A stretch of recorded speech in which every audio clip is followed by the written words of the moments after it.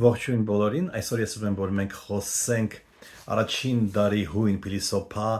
եւ պատմիչ Պլուտարքոսի գրքի մասին, որը կոչվում է Զրույցներ ճաշի սեղանի շուրջ։ Համաշխարհային գրականության շարքում է դա տպագրվել եւ որպես գրական գործ եւ դրա մեջ ես իմաստ տեսնում եմ, որովհետեւ իսկապես գրական հնարքներ այստեղ շատ ցայտուն են արտահայտված։ Մենք գիտենք մեկ այլ գիրք աշխատություն Պլուտարքոսի, որը կոչվում է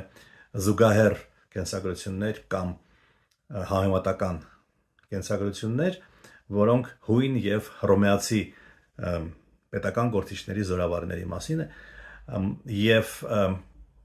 այդ գիրքը շատ է ոգևորել մարդկանց դարերի ընթացքում, այդ թվում ասենք Նապոլեոնին կամ Բեթհովենին, որովհետեւ ոգևորիչ օրինակներ են, թե ինչպես են զորավարները հաղթանակ տանում եւ այլն։ Սա ավելի մտերմիկ կամերային, ավելի անմիջական զրույց է, որը նվիրված է, այսպես կասեի, ոչ միայն պետական, այլև էթիկական եւ գեղագիտական խնդիրներին։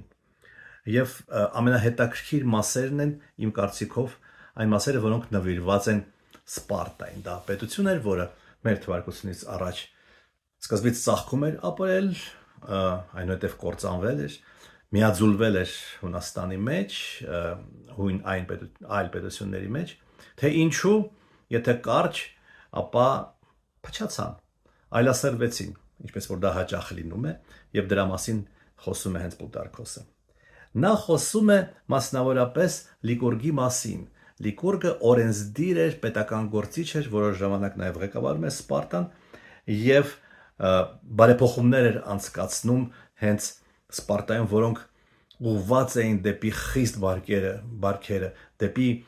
ժուշկալությունը։ Եվ Պլուտարքոսը նշում է հենց այդ ամենակարևոր հատկությունը։ Իդեպ Լիկուրգի մասին շատ այլ հեղինակներ են խոսել, հույն հեղինակներ, տարբեր բաներ են գրել եւ նույնիսկ համաձայն չեն իրար հետ այն ժամանակաշրջանի վերաբերյալ, որում նա ապրում էր։ Մեջբերում Լիկուրգից, որը անում է Պլուտարքոսը, ասում է ազնվականությունը քաղաքացիներն, դիմում են քաղաքացիներին, որն այնքան սիրում է ամբոխը, ոչ մի օգուտ չի բերի։ Եթե նույնիսկ մեր ծագումը գալիս է Հերակլից, դա մեզ չի օգնի, եթե մենք չմարզվենք, չվարժվենք այն բնագավառներում, որոնց միջոցով այդ հերոսը հայտնի է դարձել։ Լիկուրգի օրենքներից մեջբերեմ մի քանիսը, այն որոնք մեջբերում է Պլուտարքոսը։ Որպեսզի մարդիկ հարստություն չկուտակեն, նա շրջանառությունից հանեց ոսկե եւ արծաթե փողերը, դրամները եւ թողեց միայն մետաղյա դրամները, որտեղ ոսկին եւ արծաթը կարելի է սունդուկներում երկար ժամանակ պահել, իսկ երկաթը արագ է փչանում։ Ընդ որում նաեւ քչացրեց ժամկետը, փոքրացրեց ժամկետը, սահմանափակեց դրանց փոխանակման։ Արգելել էր բոլոր տեսակի զարդարանքները։ Մարդը կարող էր ենթարկվել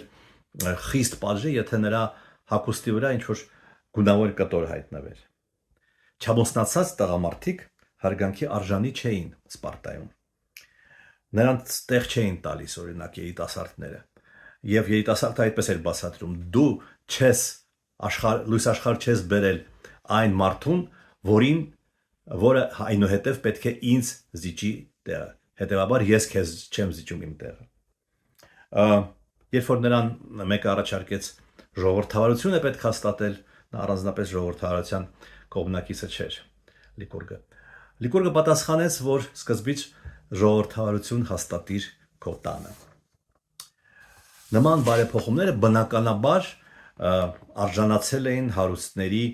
դժգոհությանը եւ այդ հարուստ ընտանիքի զավակներից մեկը հարձակվել էր Լիկուրգի վրա եւ վնասել էր նրա աչքը։ Ժողովը որոշեց այդ երիտասարդին հանձնել Լիկուրգին, ինչ ուզում ես արա, եւ Լիկուրգը նրան բացարձակապես չպատժեց։ Ընդհակառակը հրավիրեց իր տուն եւ այդ երիտասարդը երկար ժամանակ Լիկուրգի տանն էր ապրում, դառնալով բնականաբար նրա երկրպագուներից մեկը։ Առանձին գլուխ կա այս գրքում, որը նվիրված է հին սպարտացիների սովորույթներին։ Եթե որևէ մեղք է գործում, խոսքը ոչ շատ մեծ հանցագործության մասին է։ Մեղք է գործել եւ մեղքն ապացուցվել է, նա պետք է պատտվեր քաղաքում գտնվող խորանի շուրջ եւ բարձրաձայն երգեր, այն երգը, որը հստակ գրված է իրեն մեղադրելու, իրեն կշտամբելու համար, այսինքն ստացվում է, որ ինքը իրեն խարազանում է։ Իսկ ընդհանրապես սպարտացիների երգերը ըստ Պլուտարքոսի շատ պարզ էին, գովք այն զինվորներին, որոնք իրենց կյանքը զոհել են հանուն Սպարտայի եւ անարգանք այն մարդկանց, որոնք լքել են ռազմի դաշտը։ Ճոխություն էր համարում հավելյալ լար ավելացները այդ կոսմիթային լարային գործիքներում, որպեսզի ավելի հարուստ հնչեղություն լինի։ Այն մարդիկ, որոնք լարեր էին ավելացնում, նրանք խստորեն պատժվում էին։ Իրենց աղոթքներում սպարտացիները ուժ էին խնդրում աստվածներին արյաբար տանելու անարդարությունները։ Նաև խնդրում էին պարգևատրել արժանի մարդկանց։ Արգելված էր ծառայել նավատորմում, որովհետև դու գնում ես ուրիշ երկրի բարքերին ես ծանոթանում, իսկ այդ բարքերը ավելի փափկասուն են, ավելի քնքշաբարո են, եւ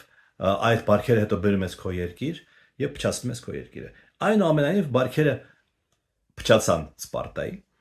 եւ ինչեւ դարձավ սպարտացիների վերջը։ Ի վերջո հայտնվեցին հռոմեացիների տիրապետության տակ։ Մի գլուխ կա այս գրքում, ինչպես պետք է պատանիները լսեն գրական երկերը։ Սկզբից Պլուտարքոսը մեջբերում է մի բանաստեղծից, որն ասում է. ամենահամեղ միսը նման չէ մսին, ամենահամեղ ձուկը նման չէ ձկան։ Նույնը փիլիսոփայության մեջ, ասում է Պլուտարքոսը, ամենագրավիչը, համոզիչը եւ դյութիչը մեր երիտասարդների համար չափազանց հեռու է լուրջ փիլիսոփայական դատողություններից։ Հիշեցնեմ, այն ժամանակ չկար Facebook կամ TikTok։ Ողբերգությունը խաբեություն է, այսինքն խաբելը որոշ դեպքերում, եթե դա գրական ստեղծագործություն է, եթե դա բարձրաժեք է, գեղագիտական առումով, որոշ առումով խաբելը վատ չէ։ Ողբերգությունը խաբեություն է, որտեղ խաբողը ավելի արդար է, քան ազնիվը։ Իսկ խաբվածը ավելի իմաստուն, քան չխաբվածը, որովհետև դա տալիս է ուրիշ ինչ որ մի ուժ, ուրիշ մի բավարարվածություն, ուրիշ մի հաճույք կամ, չգիտեմ, իմաստ, որը ավելի բարձր է խաբել չխաբելուց։ Պետք չէ արգելել, ընդհանրապես պետք չէ արգելել, փակել երիտասարդների ականջները։